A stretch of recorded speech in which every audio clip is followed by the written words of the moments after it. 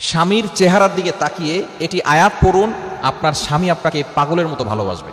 বর্তমান আমাদের প্রত্যেকটি জায়গায় বিগেস্ট প্রবলেম হচ্ছে হুজুর সংসারের শান্তি নাই, স্বামী স্ত্রীকে দেখতে পারে না, স্ত্রী স্বামীকে দেখতে পারে না।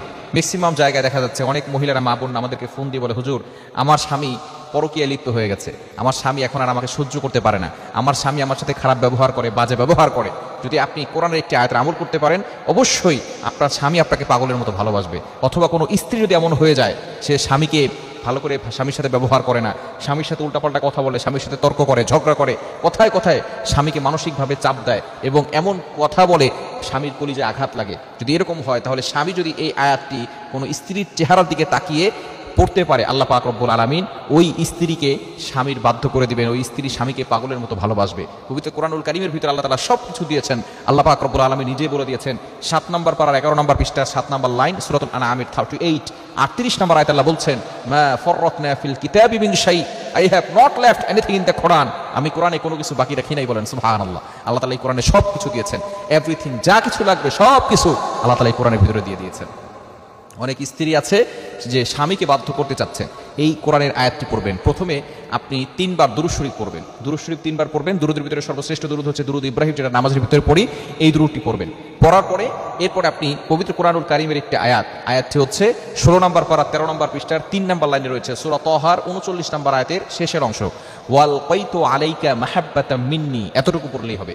এতটুকু আপনি 11 বার পড়বেন। যখন পড়বেন তখন আপনার স্বামীর চেহারার দিকে তাকাবেন, অথবা কোনো স্বামী যদি তার স্ত্রীকে বাধ্য করতে চায়, স্ত্রীকে তার প্রতি আকৃষ্ট করতে চায়, তাহলে তার চেহারার দিকে তাকিয়ে 11 বার পড়বে। পড়ার পরে আবারও 3 বার দুরূদ শরীফ পড়বে।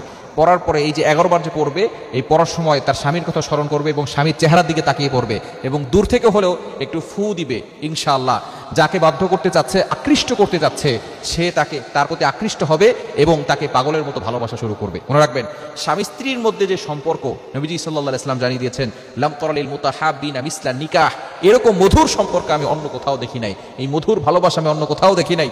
সুতরাং এই ভালোবাসায় ফাটল সৃষ্টি করার জন্য অনেক সময় শয়তান ধোঁকা দিয়ে থাকে, অনেক সময় থার্ড পারসন চলে আসে। এই তৃতীয় ব্যক্তির কথা কখনো কান দিবেন না।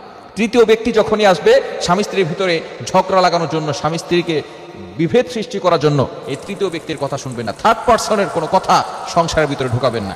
এবং সংসারের ভিতরে সুখ শান্তির জন্য আরও একটি দোয়ার আমল করবেন, সেটা হচ্ছে সূরা ফুরকানের 74 নম্বর আয়াত, 19 নম্বর পারার 5 নম্বর পৃষ্ঠার 5-6 নম্বর লাইনে রয়েছে।